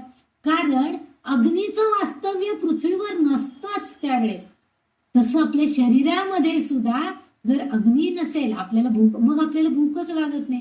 मग डॉक्टर सांगतात अग्नी मांद्य आलेला आहे. म्हणजे काय, तर पोटामध्ये भूक, माणसाला भूक ही लागलीच पाहिजे, त्याने अन्न हे ग्रहण केलंच पाहिजे, झोपही त्याला लागलीच पाहिजे. शांत नाही तर निद्रानाशाचा रोग होऊन बसतो, आपल्याला झोपच येत नाही. मग हे जे प्रकार आहे, म्हणून ही अलौकिक शक्ती या योगिनी आपल्याला देतात.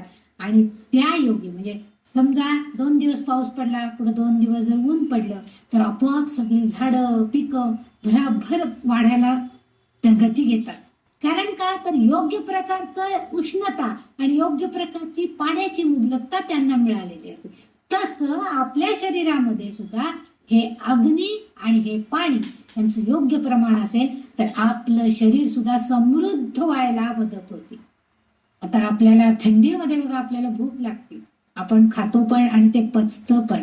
याचं कारणच ते आहे की ह्या वेळेस आपल्या शरीरामध्ये अतिशय चांगल्या प्रकारचं अग्नी प्रज्वलित होऊ शकतो. म्हणजे जठराग्नीमध्ये आपल्याला उष्णता चांगली निर्माण होते, आपण स्निग्ध पदार्थ खातो आणि त्यामुळं पचन चांगलं होतं आणि आपल्या शरीर सुधारतं. थंडीमध्ये बघा सगळे लोकांच्या थोडीशी प्रकृती सुधारलेली, आपल्या भूकच लागते आपल्याला, त्यामुळं आपोआप आपण त्याच्याच कारण त्याचसाठी या दिवाळीमध्ये इतके आपण तेलकट विलकट पदार्थ अगदी पौष्टिक इतके तूप घालून लाडू बिडू हे सगळं करतो आणि सगळं खातो पण तितकंच, तरी पण इतका त्रास आपल्याला होत नाही. याचं कारणच हे आहे की निसर्गामध्ये अशी शक्ती निर्माण झालेली आहे की येणारा जो थंडावा आहे, थंडी जी आहे ती आपल्या शरीरामध्ये त्याचं सगळं साठवण करून ठेवते, हे आपण खातो म्हणजे. आणि पुढच्या वेळेला म्हणजे त्याचाच आपल्या शरीरावरती चांगला परिणाम होतो आणि आपल्याला थंडीपासून बचाव होण्यासाठी मदत होते. म्हणून आपल्याला आपल्या पूर्वजांनी खूप विचारपूर्वक हे सगळं घालून दिलेलं आहे की हे तुम्ही खावा, हे तुम्ही खावा, चांगले चांगले पदार्थ गोड गोड करून खायचं असतं. जास्तीत जास्त गोड पदार्थ आपण करून खात असतो. आपण तसं पाहिलं तर श्रावण महिन्यातही आपण भरपूर गोड करून खात असतो, पण त्यावेळेस आपण एवढं जास्त खाऊ शकत नाही कारण पाऊस पडत असतो बाहेर, त्यामुळे आपली पचन शक्ती जरा कमी झालेली असते. त्या मनानं आत्ताच्या या दिवसामध्ये आपण चांगल्या प्रकारे खाऊ शकतो. आणि म्हणून इथं त्यांनी तेच सांगितलंय, पाऊस आणि अग्नी हे सृष्टीला सुजलाम आणि सुफलाम करतात, म्हणजे सुख समृद्धी देतात. आणि पर्यायानं आपल्याला सुद्धा आपल्या शरीरामध्ये असणारा हा अग्नी आणि पाणी या योगानं आपलं शरीर सुद्धा सुख आणि समृद्ध होतं. असं या स्वाधिष्ठानाम जगता चतुर्वक्त्र मनोहरा. काकिनी देवीला 4 मुख आहेत वगैरे हे वर्णन मी आता सांगितलंय. आणखीन एक गोष्ट इथं अशी आहे की काकिनी देवीला जशी 4 मुख आहेत, 4 मुख आहेत म्हणजे बघा, एक मध्ये एक काहीतरी कणा आहे आणि त्याच्या भोवतीनं 4 मुख आहेत तिच्या. आता 4 चेहरे हे पण मनोहर आहेत, सुंदर आहेत. वाग्देवींनी इथं 4थं चक्र असं वर्णन या ठिकाणी केलेलं आहे. आणि काही विशिष्ट गणना म्हणजे संख्या यांच्यासाठी सुद्धा ह्या म्हणजे 360 ही जी संख्या आहे, म्हणजे आपल्या एक वर्षाचा कालावधी हा 360 दिवसांचा असतो. म्हणजे कालगणनेसाठी सुद्धा ही जी संख्या ही प्रमाण मानली गेलेली आहे. आणि वार्षिक दिनसंख्यांची कालगणना एका बिंदूभोवती म्हणजे वर्षाचे 360 दिवस एक बिंदू स्थिर ठेवला आणि तसंच आपण वर्तुळ जर काढलं तर त्या वर्तुळाभोवती आपण वर्तुळ काढतो आणि त्या वर्तुळामधले जर बिंदू आपण मोजत गेलं तर ते 360 अंशाचे असतात. एक वर्तुळ काढलं आणि एक बिंदूपासनं एक एक एक एक एक एक अंशाचे असे 360 अंशामध्ये एक वर्तुळ पूर्ण. तसं आपल्या वार्षिक जे दिवस असतात एका वर्षाचे, ती गणना जर केली म्हणजे आज दिवस सुरू झाला आणि वर्षाच्या शेवटचा दिवस असं जर गोल चक्र आपण फिरवलं तर ते सुद्धा 360च ही संख्या येते. आणि म्हणून हे मूलाधार चक्र जे आहे, मूलाधार चक्रापासून आज्ञा चक्रापर्यंत जे किरण बाहेर पडतात त्यांचा उल्लेख या स्वाधिष्ठान चक्रामध्ये उल्लेख केले गेले. म्हणजे ह्या चक्रांमधून जी किरण बाहेर पडतात त्या किरणांच्या योगानं आपण काय होतं, सुख समृद्धी आपल्याला मिळते. म्हणजे पाणी अग्नी हे सगळं आपल्याला मिळतंय आणि आपण सुख आणि समृद्धीने युक्त होतो. आणि तिथंच आपल्याला असं कळतंय की ही जी किरणं आहेत ह्या किरणांचा मुद्दाम इथं उल्लेख केलेला आहे की गणना करण्यासाठी सुद्धा ह्याचा वापर केला जातो. म्हणजे 360 ही जी संख्या आहे ही संख्या आपण आपल्या गणितामध्ये एक चांगली प्रमाण संख्या म्हणून मानली गेलेली आहे. आणि त्या संख्येचा उपयोग मुद्दाम इथं उल्लेख केलेला आहे की गणना करण्यासाठी सुद्धा याचा उपयोग केला जातोय. आणि हे 360 ही संख्या सुद्धा ह्या तिचा जो चेहरा आहे तो मध्ये एक बिंदू आणि तिच्या भोवतीनं 4 मुख आहेत. हे तिच्या चेहऱ्याभोवती असणाऱ्या प्रकाश किरण, तिची जी ऊर्जा किरण आहेत, तिची तेजोवलय किरण आहेत, त्या सगळ्यातून आपल्याला सुख समृद्धी मिळते असाही अर्थ इथं अभिप्रेत झालेला आपल्याला दिसून येतोय. पुढचा जो शब्द आहे त्या 104 नंबरच्या श्लोकातला खालच्या ओळीतला, खालच्या चरणातला, शूलाद्या युद्ध संपन्ना. शूलाद्या युद्ध संपन्ना. आता ती 4 हातांची आहे आपल्याला माहिती आहे आणि 6 पाकळ्यांचं स्वाधिष्ठान कमळ आहे हेही आपण बघितलं. आणि तिच्या 4ही हातांमध्ये काही आयुध तिने धारण केलेली आहेत. 4ही हातांमध्ये एक एक आयुध तिने धारण केलेली आहेत. ती कोणती आहेत तर त्यांनी पुढे जी वर्णन केलं तर ती आयुध आहेत त्रिशूळ, फास, कवटी आणि अंकुश अशी 4 आयुध तिने आपल्या 4 हातांमध्ये धारण केलेली आहेत. आता हीच का बरं केली? काही ठिकाणी असाही उल्लेख आहे की शंख चक्र गदा पद्म म्हणजे विष्णू देवतेची जी आहे आयुध तीच इथं तिने धारण केलेत असाही उल्लेख काही ठिकाणी आहे. पण हीच आयुध का बरं धारण केलेली आहे तर दुष्ट शक्तींपासनं प्रवृत्तींपासनं रक्षण करण्यासाठी हीच आयुध आपल्याला हवी आहेत. म्हणजे जर समजा एखादी दुष्ट प्रवृत्तीच्या माणसाचा तुमचा संघ आला किंवा दुष्ट प्रवृत्तीच्या माणसाच्या सानिध्यात तुम्ही जर आला तर तुमचं रक्षण करण्याचं काम हीच देवता करणार आहे. तुमच्या मनामध्ये जर वाईट विचार आले तर त्याच्यावर अंकुश ठेवण्याचं काम सुद्धा हीच देवता करणार आहे. म्हणून ह्या 4 हातांमध्ये त्रिशूळ, फास, कवटी आणि अंकुश असे 4 आयुध तिने धारण केलेले आहेत.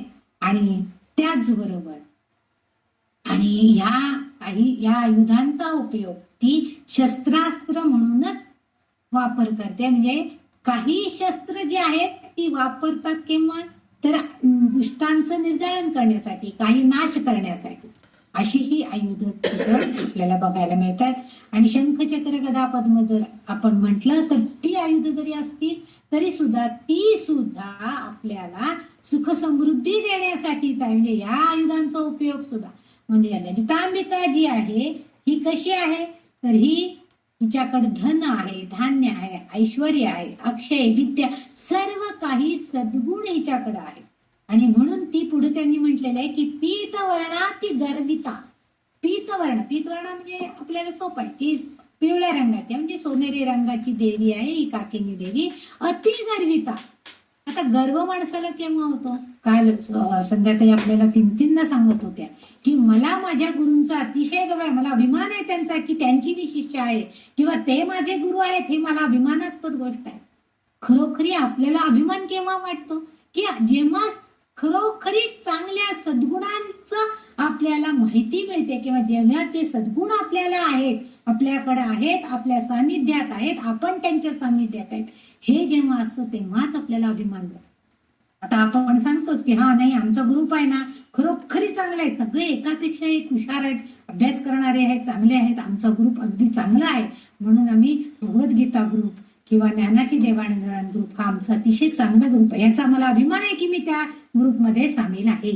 हा अभिमान आपण जसं बाळगतो तसं इथं त्यांनी म्हटले अतिगर्विता म्हटले तिला.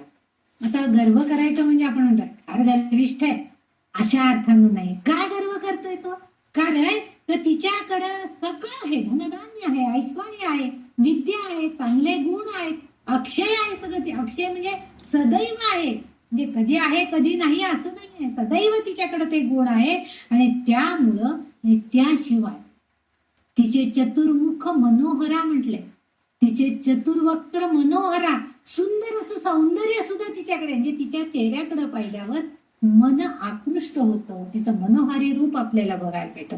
आणि त्यामुळे ती सौंदर्यवान रूपवान असल्यामुळं तिचं रूप आणखीनच खुलून दिसतंय. आणि त्यामुळं इथं ती आपल्या सौंदर्याचा अभिमान करते असं वाग्देवींनी म्हणलं. आता हा अभिमान ती का करू नये, कारण ती आहेच तशी, कारण ती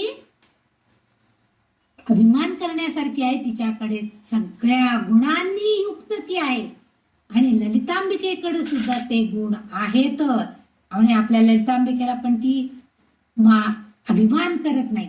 आता इथं अभिमान करते, गर्व अति गर्विता असं म्हटलेलं आहे, पण इथं गर्व असा अर्थ नसतो. गर्व करणे म्हणजे पोकळ दांभिकपणा वाटत, परंतु अभिमान नसून स्वाभिमान आहे.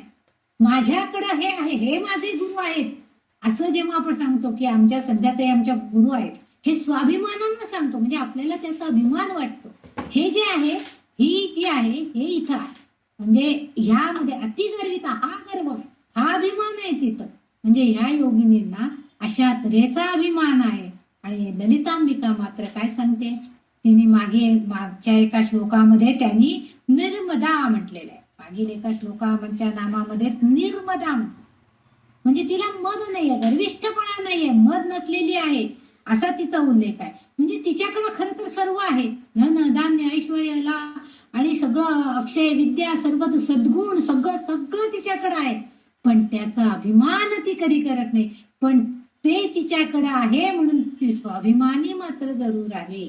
म्हणून कोणतेही दुष्ट दुर्जन जर तिच्याकडे आले तर तिच्या स्वाभिमान जागृत होतो आणि त्या दुष्टांचं निर्दालन करण्यासाठी ती आपली सगळ्या शक्ती एकवटून सगळ्यांचं सहाय्य घेऊन त्या दुष्टांचं निर्दालन करण्यासाठी जागृत होते. हा स्वाभिमान आहे तिचा. अभिमान आणि स्वाभिमान याच्यामध्ये फार फरक आहे.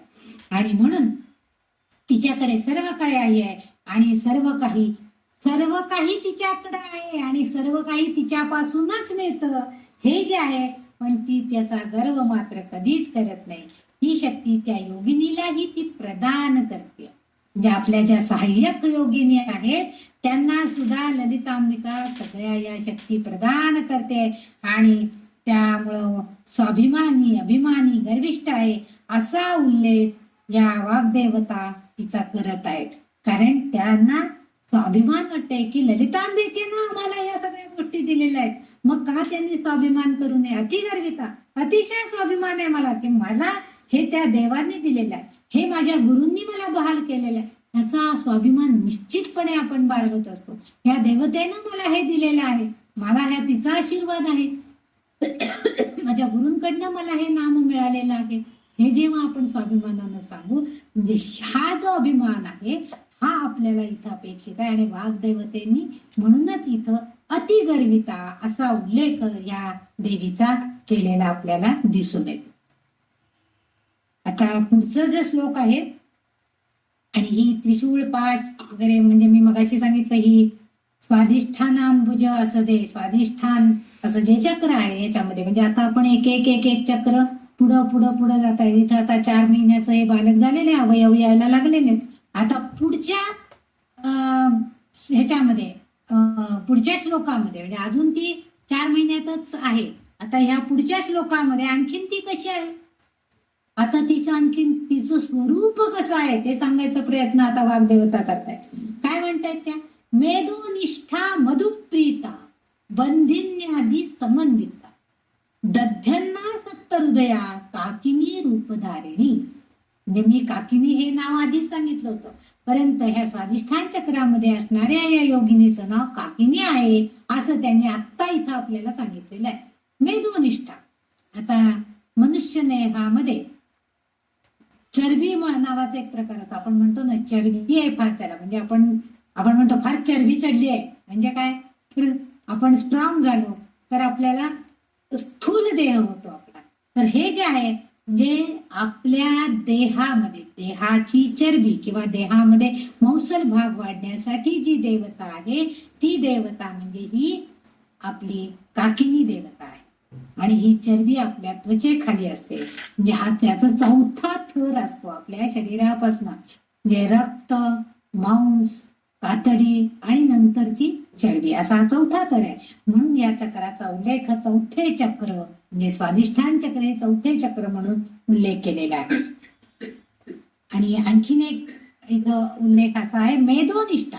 मेध म्हणजे काय, तर मेध म्हणजे आपण म्हणतो ना फार मेध चढलाय, म्हणजे आपल्या मेंदूला अतिशय मांद्यपणा म्हणजे अतिशय थंडपणा आलेला असतो. आपण काही कार्य करत नाही. नेहमीच असं म्हणतात की आपल्या मेंदूमध्ये इतकी शक्ती आहे खरं म्हणजे, पण त्यातला अगदी थोडा भाग आपण वापरात आणतो, बाकी सगळा निद्रिस्त अवस्थेत आहे असं म्हटलं जातं. बरेचसे प्रवचनकार वगैरे याबाबत माहिती सांगत असतात की मेंदूचा खूप थोड्या भागाचा आपण वापर करतो. आपण जर सगळ्या मेंदूचा म्हणजे भाग जर वापरायचा म्हटला, उपयोगात आणायचा म्हटला तर आपल्याला ते शक्यच होत नाही असं ते सांगत असतात. या मेंदूमध्ये मंदूस नावाचा एक चिकट पदार्थ असतो, आणि जर तो नसेल तर मेंदू कामही करीत नाही. आणि त्या चिकट द्रवाचं रक्षण करण्याचं काम ही राखिणी करताना आपल्याला दिसते. आता ह्या मधुप्रीता आणखीन ती आता पुढे त्या योगिनींची नावं, आणि हे जे आहे मधु आणखीन ती कशी आहे ही काकिनी, तर ती मेधोनिष्ठा आहे. म्हणजे चरबी म्हणजे चरबीचा अधिष्ठान असणारी देवता ही मेधोनिष्ठा ही काकिनी देवी आहे. आता मधुप्रीता आहे. मधु म्हणजे काय, मध म्हणजे गोडवा, थोडक्यात मध. काकिनीला मधाची आवड आहे. आपल्याकडे सुद्धा आपण बरेचशी औषधं, आयुर्वेदिक औषधं असतात किंवा लहान मुलांना जर काही औषधं द्यायची असेल तर मधामध्ये चाटून आपण लहान मुलांना देत असतो. डायरेक्ट पाण्यामध्ये वगैरे देत नाही. आपण आता पाण्यामध्ये औषधं घेतो, पण लहान मुलांना मधामध्ये खलून किंवा मधामध्ये विरघळवून आपण ते चाटून देत असतो. हे जे आहे मधाची आवड म्हणजे मधुरस. मधुरस असा उल्लेख जेव्हा येतो तेव्हा मधु म्हणजे गोडपणा, आणि रस हा जो आहे दारू किंवा मद्य अशा अर्थानं सुद्धा आलेला आहे. म्हणजे ज्या ज्या द्रवामध्ये त्या भाज्या किंवा जी फळं असं शिजवून जो रस तयार होतो, म्हणजे आपल्याकडे आपण त्याला अर्क असं म्हणतो. तर हे जो अर्क आहे हे अर्क आपण काही औषधांसाठी सुद्धा उपयोग करीत असतो. मग मधामध्ये हे अर्क सगळे काढून विरघळवतात आणि आपण घेतो. आपल्याकडे आपण च्यवनप्राश म्हणजे अनेक तऱ्हेच्या ते औषधी वनस्पती असतात, त्याचं चूर्ण किंवा त्याचा रस काढतात आणि मधामध्ये खरून आपल्याला ते च्यवनप्राश म्हणून देत असतात, की जे अगदी आपल्या शरीराला पोषक आहे. असं म्हणजे मधु हे जे आहे हा गोडपणा आहे. म्हणजे भाज्या वगैरे किंवा पूर्वीच्या काळी मांस भक्षण सुद्धा होतं आणि ते मांस सुद्धा या मधामध्ये शिजवलं जायचं आणि त्याच्यामध्ये मधून जो काय रस किंवा जो काय अर्क निघायचा आणि तो ह्या देवीला म्हणजे गोड द्रव्य, थोडक्यात आपण इथं असं अभिप्रेत करूया की गोड द्रव्य तिला अतिशय प्रिय, म्हणजे गोड मधाची किंवा गोड द्रव्याची तिला अतिशय आवड आहे. आता ह्याचाच आणखीन एक असा उल्लेख आपल्याला दिसतो की जेव्हा यज्ञयाग विधी होतात किंवा एखादे पूजन अर्चन होत, तर त्यामध्ये सुद्धा आपण बघा, बाकीच्या वेळेला आपण काही रोज पंचामृत स्नान वगैरे देवाला घालत नाही, पण मोठे जर काही म्हणजे सणवार असते तर आपण पंचामृत स्नान देवाला घालतो, त्याच्यामध्ये मधाचा वापर करतो. म्हणजे मध हा देवाला प्रिय आहे. म्हणजे त्याच्याने अर्चन, त्याच्यानं पूजन आणि शेष पंचामृत नैवेद्यम करतो. म्हणजे राहिलेलं जे पंचामृत असतं स्नानानंतरचं, त्या राहिलेल्या नैवेद्य पंचामृताचा आपण देवाला नैवेद्य पण दाखवतो. म्हणजे यज्ञयाग विधीमध्ये पूजन अर्चनामध्ये सुद्धा आपण जे पदार्थ वापरतो, जे तूप, दूध, मध, साखर असे जे पदार्थ आपण त्याच्यामध्ये वापरत असतो, ते सगळे पदार्थ शुद्ध आणि सात्विक आहेत आणि ते या देवदेवतांना आपण अर्पण करतो आणि या देवीला संतुष्ट करून घेण्यासाठी अशा पदार्थांचं अर्पण करत असतो.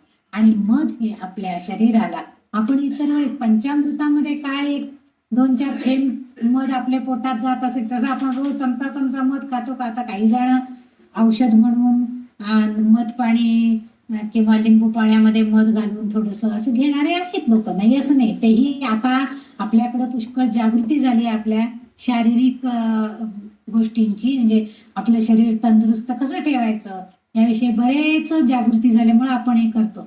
पण पूर्वीच्या बायका कधी असं मध आणि पाणी नेहमी तेन घेतले असलेल्या ऐकले कधी आपल्या आई, आजी, काकी, मामी केलेल्या कोणीच नाही.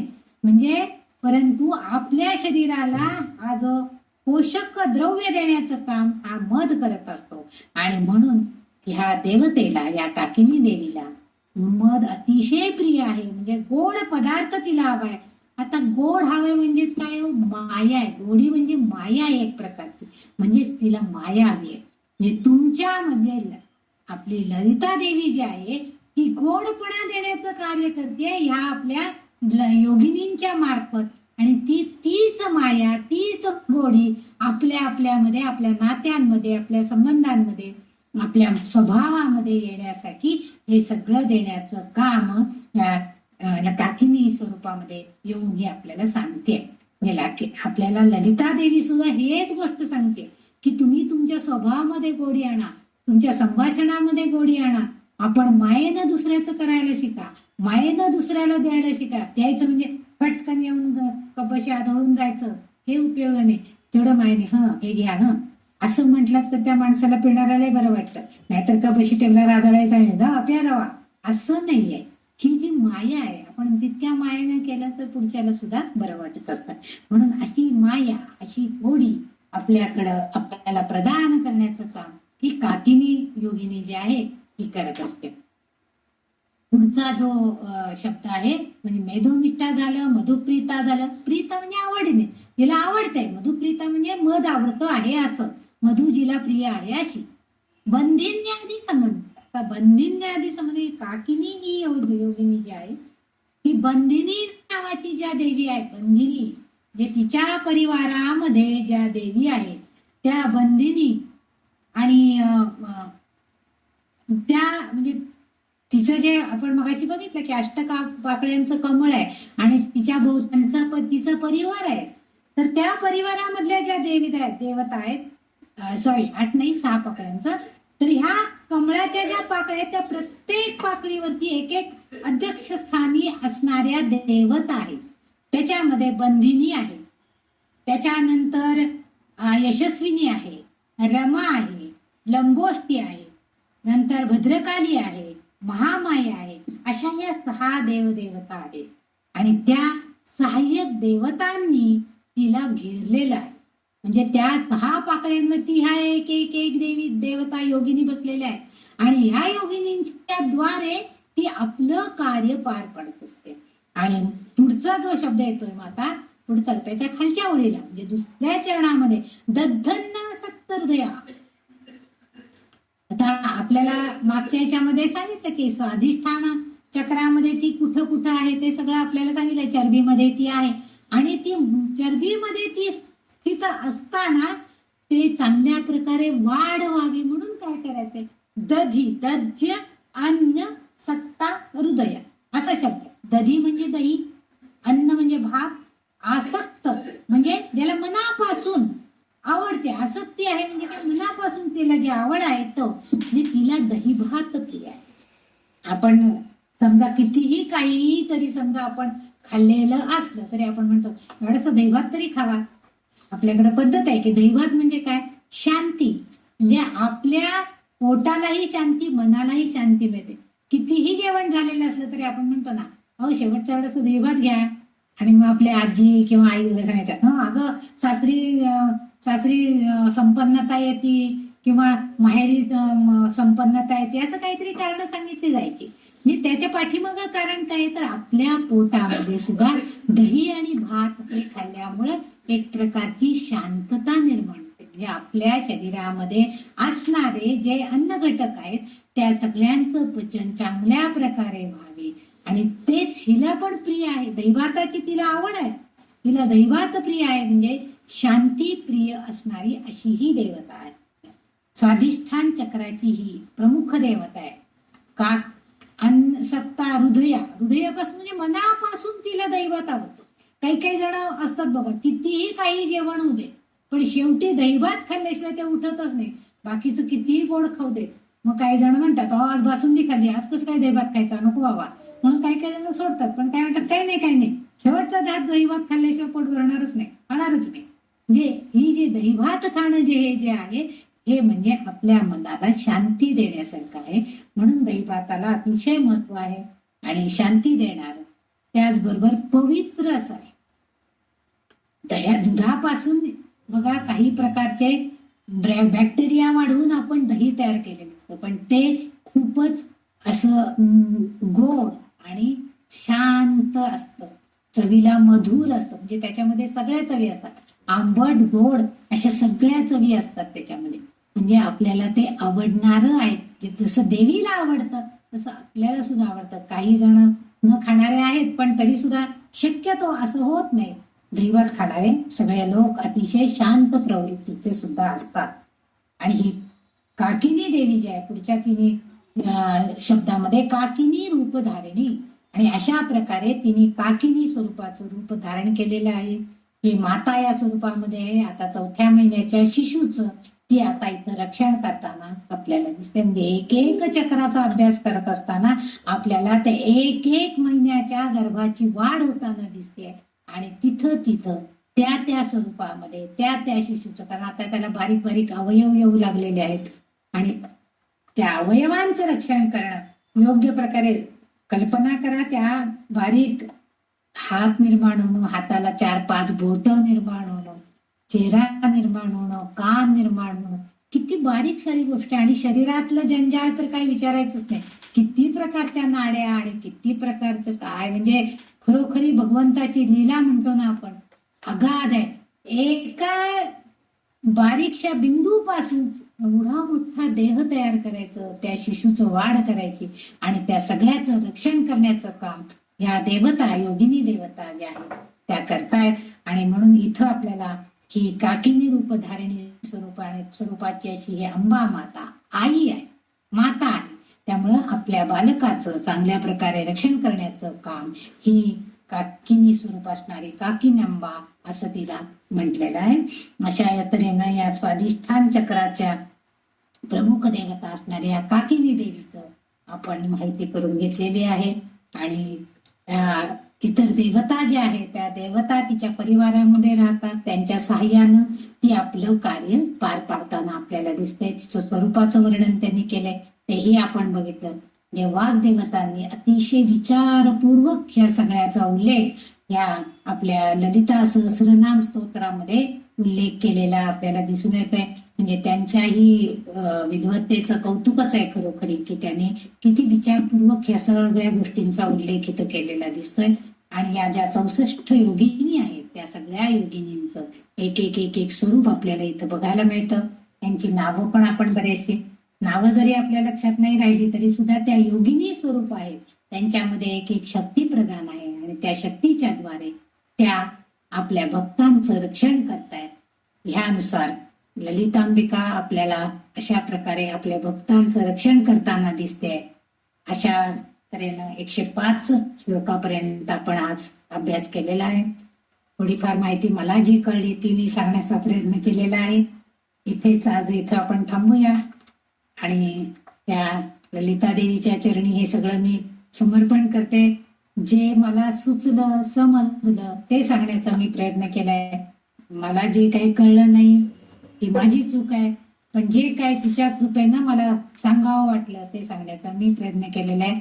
आणि तुम्ही पण इतकं छान ऐकून घेता, त्याला दाद देता, त्यामुळं मलाही सांगायला फार बरं वाटतं.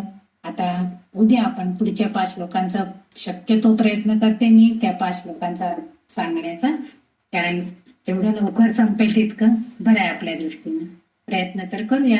नाहीच झालं माझ्याकडनं तर मग आपण पुढच्या आठवड्यामध्ये बघूया. पण आज आपण इथंच थांबूया. जय जगदंब, जय ललितांबिका.